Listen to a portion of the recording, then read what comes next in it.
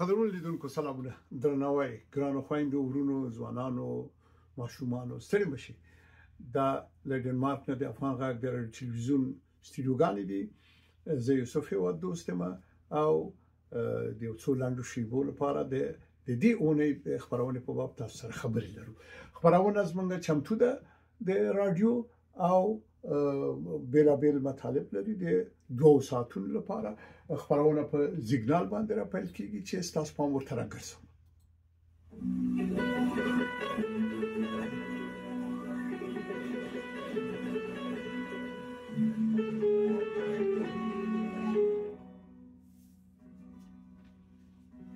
زه پښتون یم زه بلوچ یم زه ازبک یم زه ترکمن یم هزاره یم زه تاجک یم زه ګوجر یم پشه‌ای نورستاني یم له پامیر راټیټ شوی تر اټک یم زه په خپل هویت ویاړم چې افغان یم زه اصیل مالک د ګران افغانستان یم بله زه اصیل مالک د ګران افغانستان یم زمونږ د هر اونۍ خبرونه په همدغه سیګنال راپیلیږي او بیا نو 2 ساعته خبرونه ده بیلابیل مطالب پکې لرو هیله ده چې تاسو خوښ شي له آریانا زړې او لرغونی آریانا نه نیولې چې حالت پکې بحثونه لرو مرکه لرو د ډنمارک حالات د مهاجرینو حالات او د نن په افغانستان کې زموږ د هیوادوالو حالات علاقه زاینه مرکه لرو او دلته په ډنمارک کې هم مرکه لرو په لومړي ساعت کې او دویم ساعت کې د هنر او ادبیاتو برخه ده چې هغه یوازې موږ شیرونه خبرو ډېر ښکلي شیرونه او د کلمې او ښکلي سندرې خبرو د بیلابیلو قومونو او د نړۍ د بیلابیلو هیوادونو قدرمن دوستانو د اونۍ په یادښت کې مو یو مسله ټاکلې ده هغه ده چې اکثرا اوس په دغه سوشل میډیا یا ټولنیزه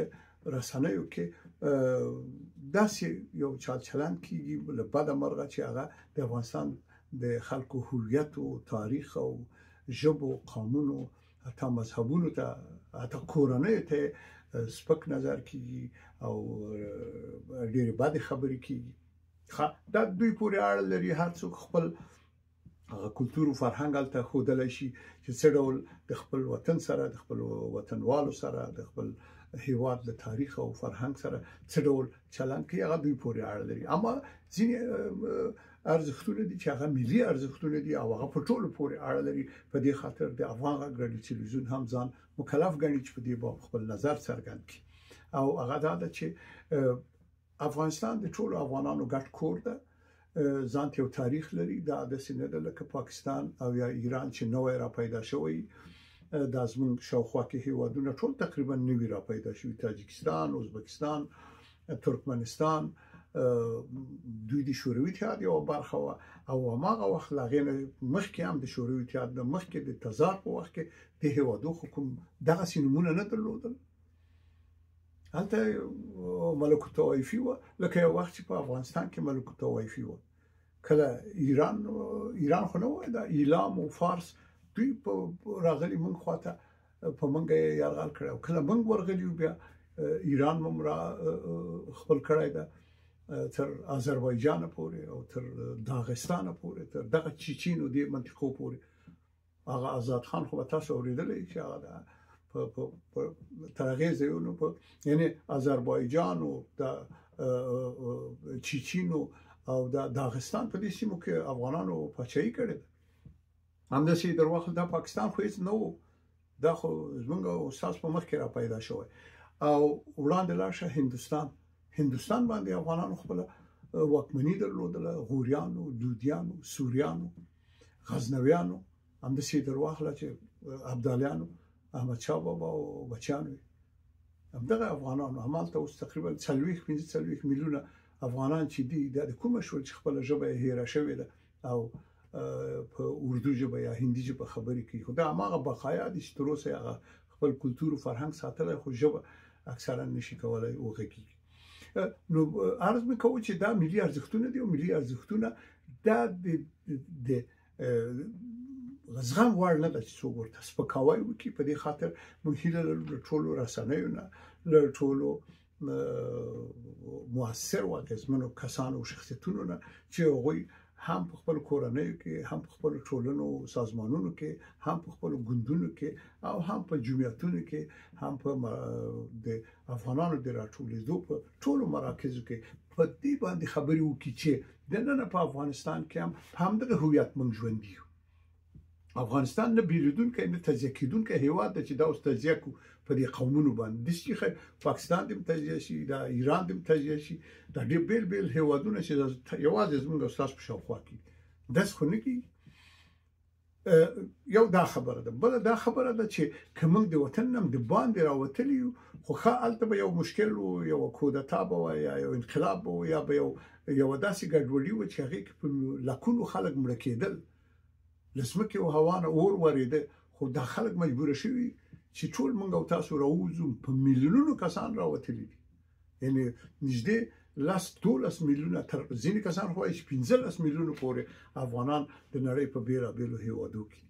نو په دې خاطر قدرمن دوستانو دا ډیره مهمه ده چې موږ هر یو په دې باب د اصل ته پام وکړو. کله وطن د باندې راوتلی د افغان په نوم راغلی، د دغه وطن په نوم راغلی چې هلته تاریخي هویت لري او دا د سینه د دا هیواد د 100 کال کېږي یا 200 کال کېږي یا 300 کال کېږي. دا خو هغه د اوستالو وخت نه ورشي وی ګوره په لرغوني آریانا کې هلته خو نو باید سړی تاریخ ولونی. کله چې تاریخ ولونی، تاریخ پوهنه ولري، بیا نو کولای شي د خپل تاریخي هویت هم په ښه توګه څرګند کړي. د بعد مرغه هغه کسان چې موافقین دي د افغانستان له هویت او تاریخ سره او هغه کسان چې مخالفین دي د افغانستان له تاریخي هویت او پیژندنې سره، په دې دواړو کې یعنی زیاتره سلنه تاریخ باندې نه پوهیږي. په تیره بیا زموږ ځوان نسل نو دوی چې په ټیک ټاک کې یا په یوټیوب کې یا په فیسبوک کې یا په ناستو ولاړو کې د افغانستان د تاریخ په باب خبرې کوي، خو ناسمې دي. که غواړي چې تایید هم کړي او دغه د افغانستان لرغونی تاریخ دا ومني، د دې لپاره توضیحات او څرګندونې نه لري. ښه خبرې به کوي، ښه سیاستمدار به وي، ښه په ټولنو سازمانونو کې فعال شخصیت یې کنه،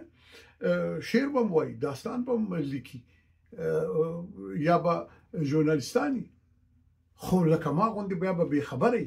له تاریخ نه به بې خبرې ډېر نشي کولی یو مجلس کې یا یو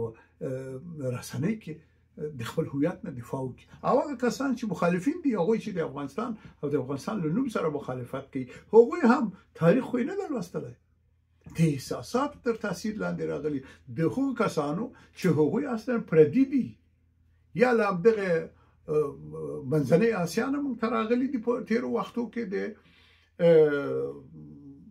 ظاهر خان په وخت کې، د نادر خان په وخت کې، د امان الله خان په وخت کې، د امیر حبیب الله خان او عبدالرحمن خان د خلکو په وخت کې راغلي دي. تاسو معلومه ده چې حتی د بخارا پاچا راغی له خپل په زرګونو عسکر او کورنۍ سره. هم په افغانستان کې ورک دي، هغه څه شول، کردان راغلل،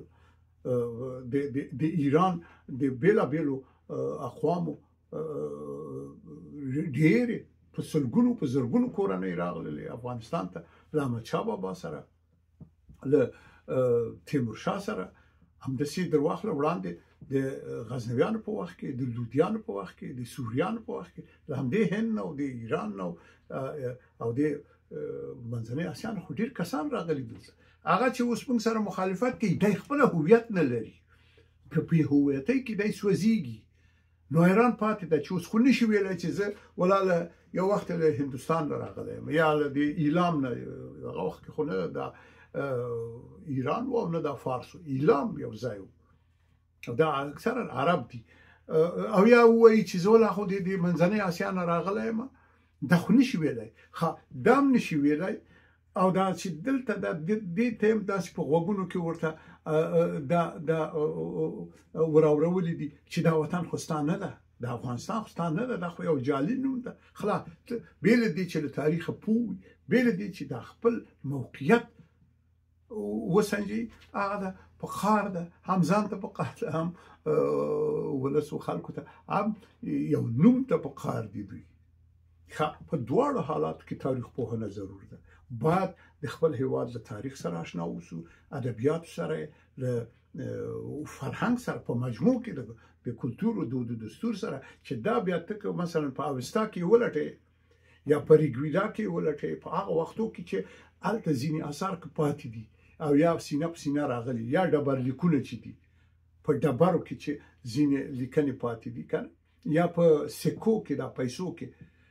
هلته بیا ته چې په دغه ادبیاتو، په دود او دستور او ته په دې جغرافیا باندې پوه نشي، دماغ باندې نه پوهېږي، خپل هویت کې نشي پیدا کولی. بلان دې ته باید زموږ فرهنګي مراکز، روزنیز مرکزونه، د افغانستان سفارتونه او د افغانستان او د افغانانو کلتوري او فرهنګي ټولنې د دې امر لپاره کار کوي. دا اوس د اونۍ د یادښت دغه برخه زه هیله مند یم چې موږ او تاسو وکولی شو په ګډه د افغانستان د ملي ارزښتونو د ساتنې په لاره کې یو بل سره مرسته وکړو او یو د بل لاسنیوی وکړو. کور مو ودان، ژوندي، نیکمرغه، هوسا او بسیا اوسئ.